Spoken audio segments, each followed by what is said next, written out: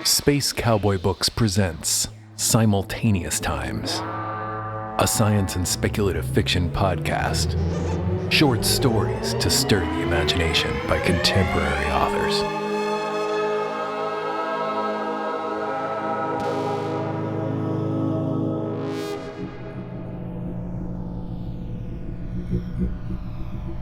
Golden Triangle by Dain Luscombe. Read by the author, with music by Field Collapse.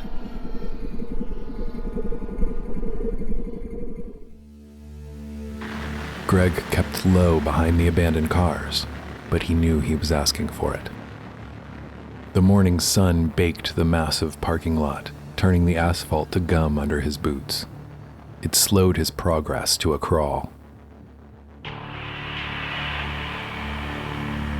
He wore a hat and mirrored sunglasses, but between the blinding sunlight and the stinging sweat pouring from his brow, he could barely see.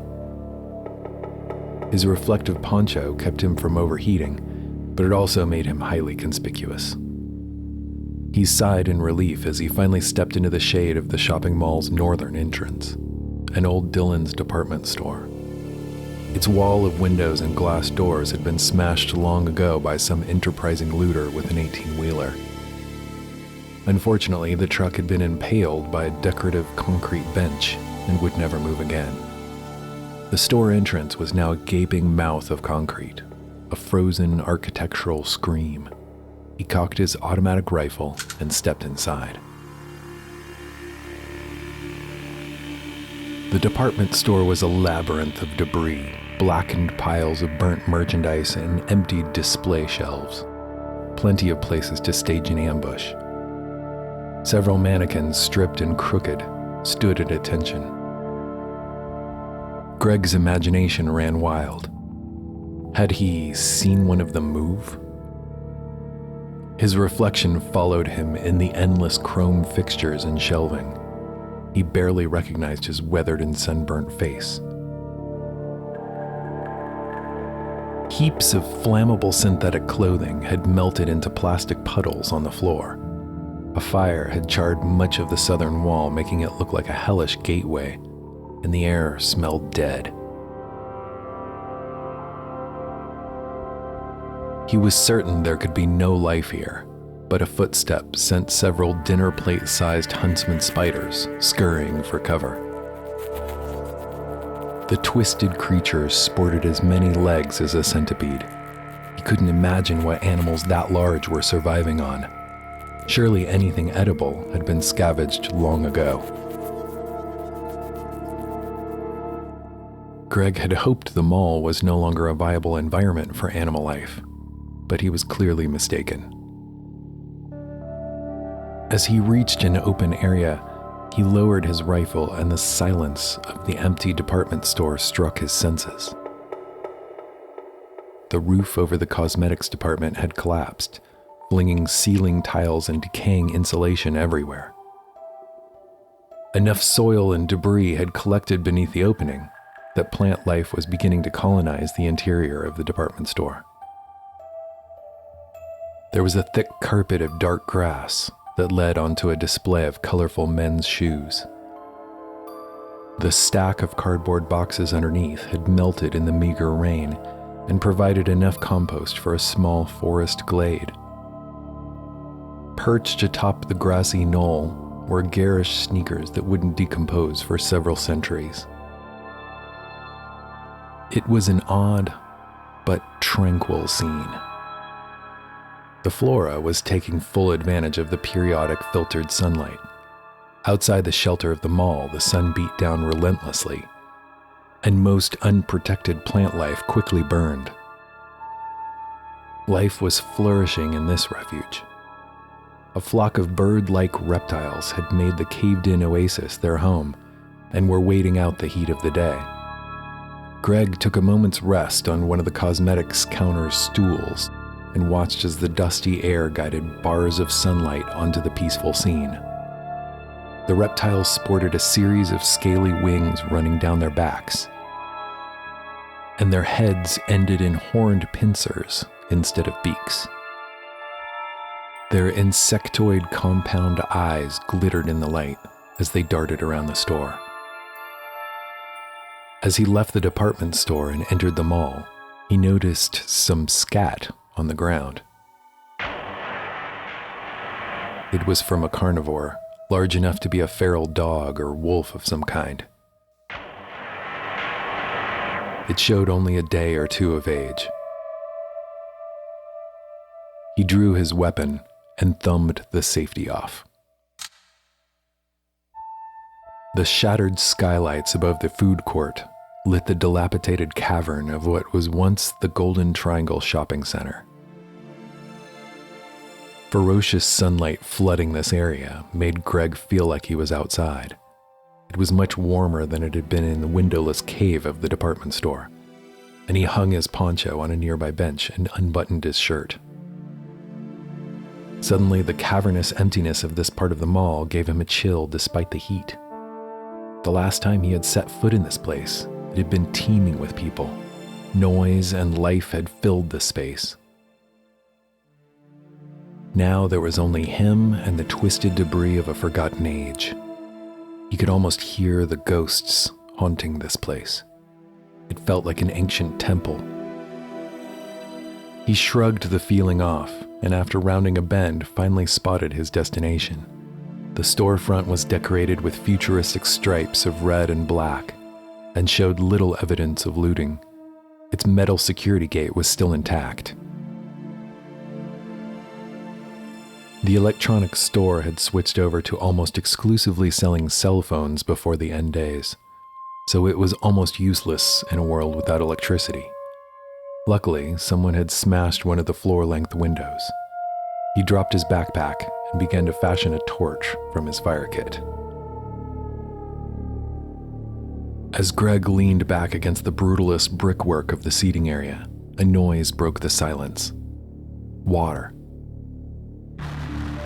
He had been careless, not realizing the seating area backed up to what was once a large water feature. Over the years, it had become overgrown with plant life, but there was still standing water, probably fed by a shattered skylight or a broken pipe. He rolled forward on the decoratively tiled floor and drew his rifle, but it was too late. He had been ambushed. The creature's tongue harpooned at Greg, and it enveloped his thigh in a sticky white mass of flesh. Knocked flat on his back, his rifle skidded a good 5 feet across the tile.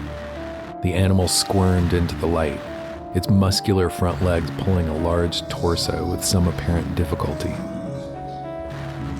The mouth was wide and frog-like, ringed with hundreds of tiny fangs, and Greg was being dragged towards it in a lurching motion. The tongue cartilage retracted back into the mouth with a heaving power. Greg's hands impulsively went to wrench his trapped thigh free, but the end of the tongue gripped him like a toothed fist, and the sticky mucus stuck one of his hands fast. He was only inches away from the gaping mouth when he remembered the hunting knife sheathed on his calf.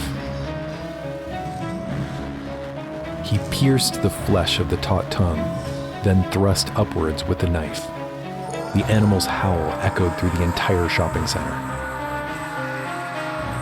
Before the frog creature could retreat into the foliage, Greg pounced and delivered the killing blow. He had made too much noise. He had to move quickly now. He lit his crude torch and held it up to see as far into the dark cave of the electronics store as he could. The sales counter was deep inside the store, past several shelves worth of debris that had been tossed into heaps on the floor. After making it to the counter, he opened his rucksack and grabbed every battery he could find. Large Ds, 9 volts, AAAs, even the large 12-volt bricks. There wasn't much left, but it didn't matter. He had found what he had come for. He filled his bag and ran. He could hear a commotion outside by the creature's carcass.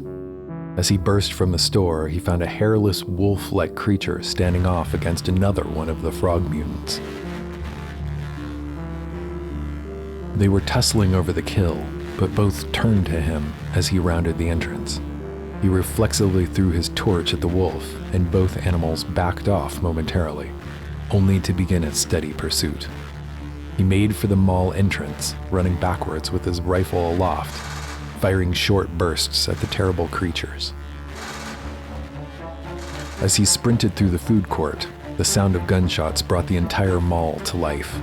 Terrible, misshapen animal life emerged from every corner. Twisted mutant nightmares had infested the mall and flourished. There were hybrids Greg had never encountered before. A lumbering, muscular beast sporting pale globes for eyes rose from beneath a brightly colored t-shirt kiosk, and Greg narrowly avoided its grasp. A pair of large bipedal deer creatures lunged at him from the doorway of a health food store. Their hooves skittered lithely across the tile, and they seemed unaffected by the hail of bullets he sent their way. He had hit the hairless wolf mutant several times, but it hadn't slowed. As the two deformed deer joined chase, the mutant wolf ferociously attacked one. Greg heard the snared deer howl as the scaly wolf mutant extended what appeared to be tentacles into the animal's throat. Once back in the department store, the train of predators and prey were slowed by the refuse obstructing their path. As Greg hopped a sales counter, the remaining deer mutant leapt and overtook him. Great teeth gnashing inches from his face, Greg closed his eyes and screamed until the deer creature's head jerked backward, and he heard the crack of breaking bones. A black mass of tentacles drew the entire animal to the ceiling to devour it. It was a sprawling gelatinous mass several feet wide. Greg had passed beneath the creature only an hour before, and was amazed he hadn't suffered the same fate. He scurried to his feet and made for the exit. As he hit the scorching parking lot, his pursuers lost interest. There was obviously enough prey inside the mall to sustain them without having to brave the baking sun. His adrenaline propelled him across the lot in minutes. He kept running until he found the drainage ditch where he had spent the night. Elated to see that nothing had been looted, he crumpled into the old two-man tent. As his panic subsided, he pulled the worn and battered all-in-one DVD player unit from under the bedding and loaded it with the fresh batteries that he had risked everything for. It wasn't late in the day, but the trauma of the last few hours had worn him out. He collapsed onto the musty sleeping bag. With his last ounce of energy, he lifted the screen on the DVD player, powered it on, and pressed play. As his consciousness faded, he smiled as the device's tiny speaker began to produce the first music he had heard in several months. And a voice from another age intoned, "Space, the final frontier. These are the voyages of the Starship Enterprise." Greg fell deep asleep and dreamed of other worlds.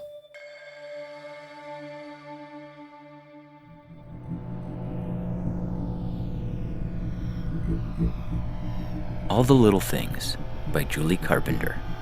Read by Zara, Dain Luscombe, and Jean-Paul Garnier, with music by the author. You wouldn't believe the things they don't tell you until your life is mostly over, and it's too late to do anything about it. Veda took a long pull from her wine glass and stared intently at Daniel through her thick lenses. The boy was studying journalism, or whatever passed for it these days. He was live streaming the interview through a little bumblebee drone hovering over the salt and pepper shakers. The string lights on the cafe patio brightened as darkness fell. Leaning back in her chair, she waved with bejeweled fingers to the waiter for another glass. With the contrived ease of a seasoned storyteller, she began to spin the tale. But you didn't ask me here for life advice, which is good because I don't have any. You want to hear about Peter, and you shall. But first, not advice, merely an observation. When you're young, you have no idea how many ways there are to lose something. The sudden absences from death add up. There's rejection, on your side or theirs, but more often, the once important people and places of your life will merely fade and be forgotten. A friend you stop calling when you get a new job will have a new baby and stop calling you. You'll move away, and when you return, the corner cafe you went to every morning will be gone forever. And the worst part is, you won't even miss them because they left you so slowly that you didn't feel them go. Daniel's expression had gone from strained to utterly desperate as he watched his viewer numbers drop. This chatty old bat was supposed to have some shocking new revelations about one of the century's most notorious pyromaniacs? Should he end the stream and cut his losses? And so, when a piece from that old history bobs up unchanged 20 years out of its rightful place, you know that something is deeply wrong. It's like a dream when you see the water running uphill. It alerts you that the situation is not what it seems. Do you ever have strange dreams, Danny? I don't know. Pretty normal, I guess. Is this... Yes, it is. It's part of the story. It all started with a nightmare. Too many nightmares. As a child, I was afraid to sleep. Most nights, I would leave the TV on low and stay up until I couldn't keep my eyes open. That's why I was awake when the fire swept over the high wall protecting our neighborhood, and I was able to rouse my parents and brother just in time. We piled into our old gas-powered station wagon with our dog and made it to the next town over. We spent 3 weeks camping in the high school gym with our displaced families while the fire reduced our homes to ashes. 3 weeks is forever when you're 7. It was the first of those big losses for me, but in it, I had a small gain. I met a boy around my age, very different from my aloof older brother, and we ran wild on the campus. Building forts, catching bugs, inventing our own languages. We never seemed to run out of ideas. He gave me his mother's phone number when it was time to move on, but when I called him from the sad long-term motel room we were set up with, he was disconnected. It was my second big loss. Veda paused to swirl the wine in her glass, but set it down without drinking. Danny nodded. He hoped she knew where she was going with this. Cut to my mid-20s. I was in grad school and needed money. Being a little reckless, I signed up for a pharmaceutical trial. I was in journalism too, like you, and I thought it would make a good story. I'll save you some trouble. It didn't. I just had a weird rash for a month, and then they stopped the trial. However, I ended up going out for drinks with the lead researcher. Veda laughed preemptively and held up one hand.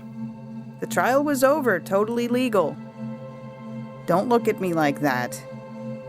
He got hammered and told me all kinds of things he certainly shouldn't have. Most of it regarded lines of inquiry that had been ended, so perhaps he had cultivated a degree of drunken caution. It was during that whirlwind affair that I scored my first big break. The BBC World Service hired local correspondents in America to cover human interest stories for their socials. I was hired to conduct interviews at the evacuation centers dotting the edges of California fire country. My producer thought my life experience would add poignancy to the reporting. Have you ever been evacuated, Danny? She tilted her head to the side and waited for a response, as if she were the interviewer. Yes. Nothing bad really happened. He shrugged. He didn't like talking about himself. Looters stole our patio furniture. You never forget that smell. The moment you get the faintest whiff, you're right back there. That's something I wish I could lose, but I never will. The desire to flee smoke is a primal instinct. It took all of my guts, and not a little medication, to drive towards the flames, but I was determined. After all, that's what I thought success was, taking on greater and greater weight until it either crushed you or made you famous. I drove all over to Sonoma, Ventura County, Orange County, Angeles Crest, San Diego, San Bernardino. Cheap suburbs, hastily erected on every viable hillside, went up in flames with dull regularity. Many cities kept community centers and high schools set up in the summers for the inevitable refugees. Several emergency vehicles pulled up to an accident on the street outside the cafe, but the soundproof patio cover shielded the diners. The frosty opaque shield behind Veda sparkled red with flashing lights, reflecting in her massive silver curls. Daniel felt pleased with the effect on the video. On my last stop, the evacuation center in Hemet, I got a shock of recognition from so deep it felt like a dream. On the broad lawn near the parking lot, a boy and girl of 7 or 8 were playing a game, shouting nonsense words. But I understood them. I froze in my tracks. My recorder clattered to the sidewalk. The boy turned towards the sound, and we locked eyes. I stared into the face of my first childhood friend. I stepped towards them. He was running off towards the huge crowd in the parking lot. The bewildered girl, left holding one end of a huge tree branch they'd been moving for some unknown purpose, told me the boy's bunk number. I tried to convince myself this was a panic attack, brought on by so many consecutive days, extreme stress, and sleep deprivation. That theory gained ground when I found the bunk in the rec center. The space was occupied by a shaky, pale woman with long dark hair who asserted she was there alone, no children. I went back to my motel and took a sleeping pill. Veda was a regular. Occasionally another patron would wave to her. A handsome waiter brought her a complimentary dessert.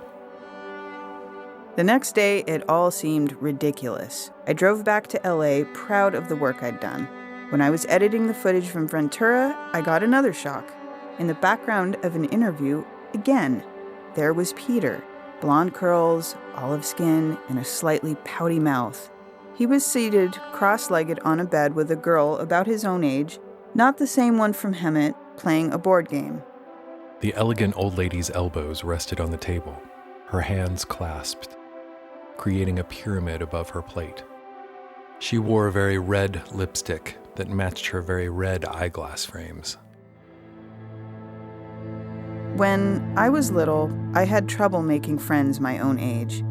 My brother was much older than me, and I spent a lot of time reading. I didn't know yet how to hide what I knew so that people would like me.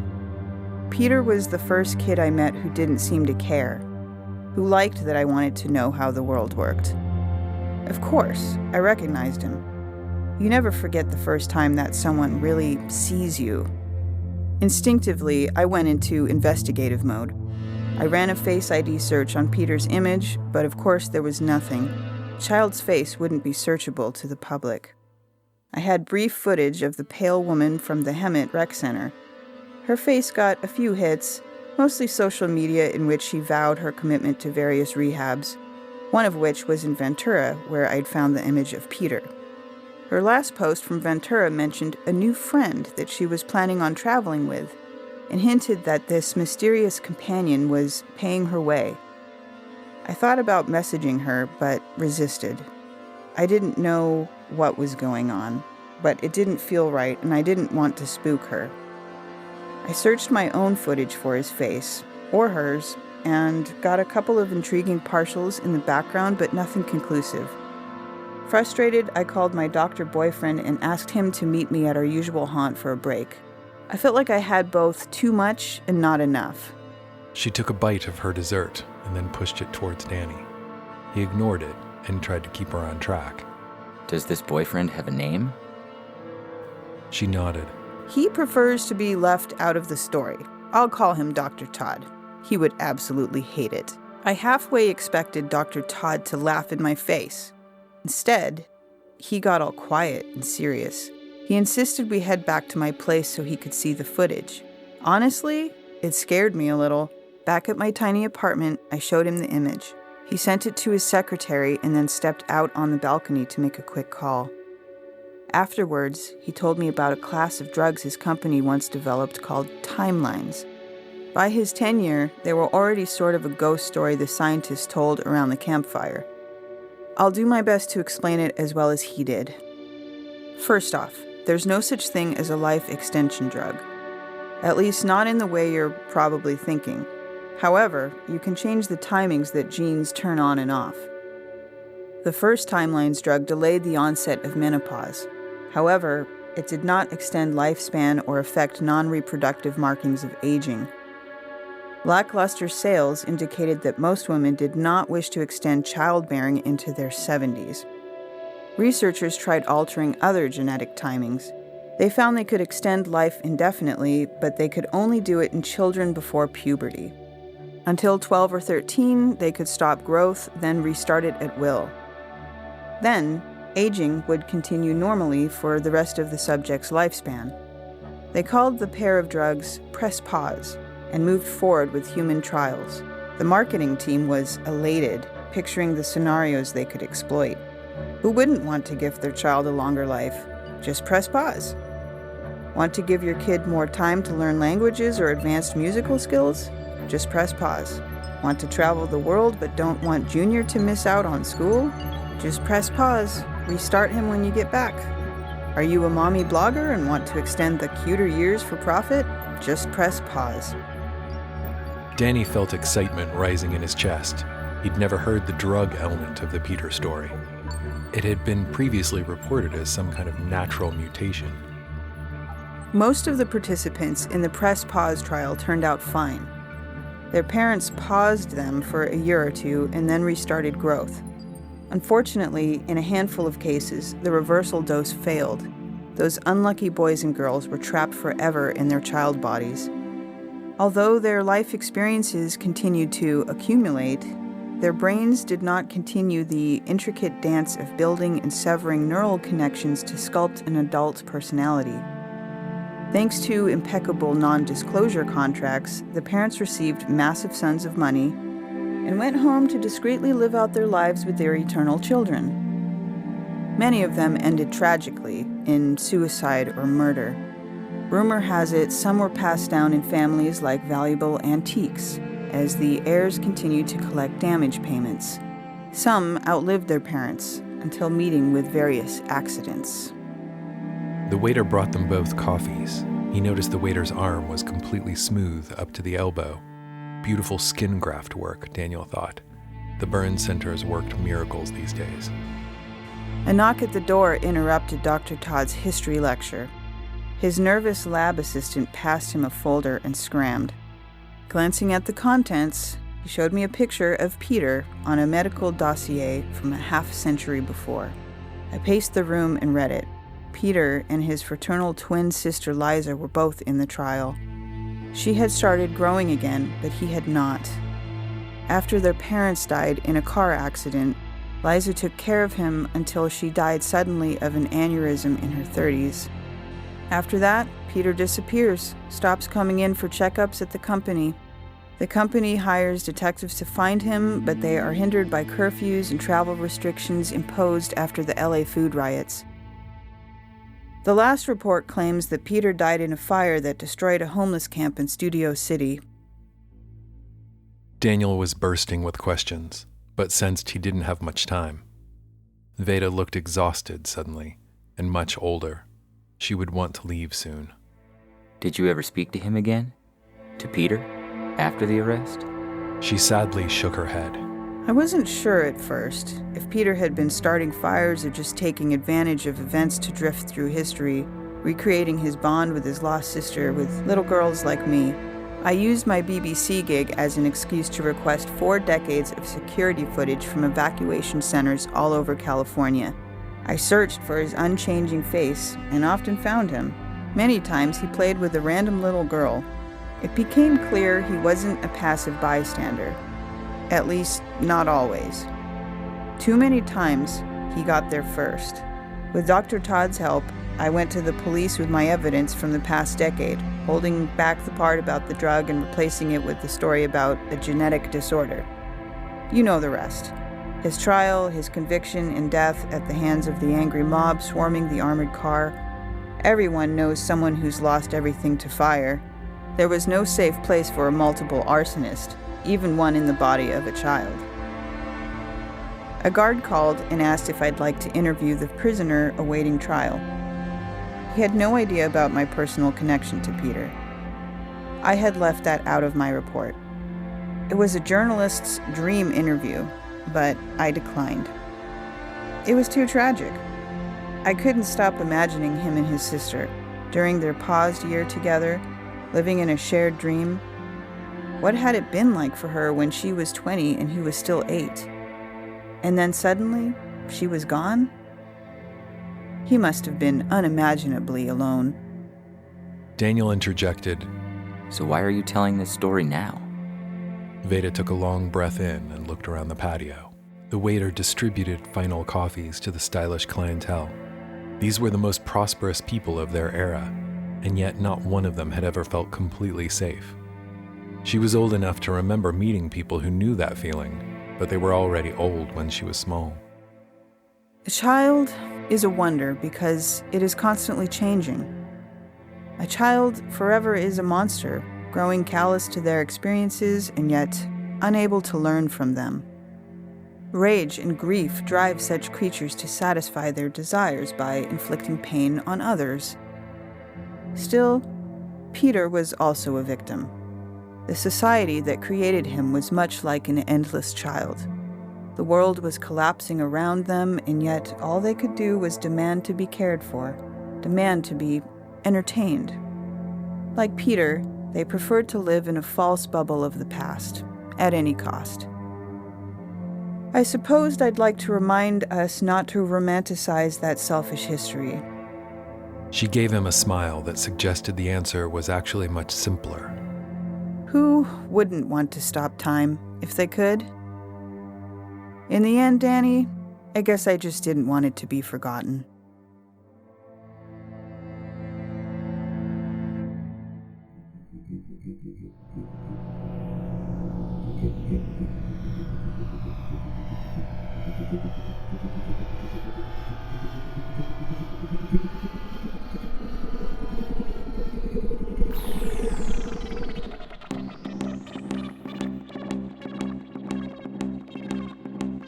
In this episode of Simultaneous Times, you heard Golden Triangle by Dain Luscombe, with music by Field Collapse, and All the Little Things by Julie Carpenter, with music by the author. Theme music by Dain Luscombe. Be sure to check out our online store at bookshop.org/shop/Space Cowboy Books.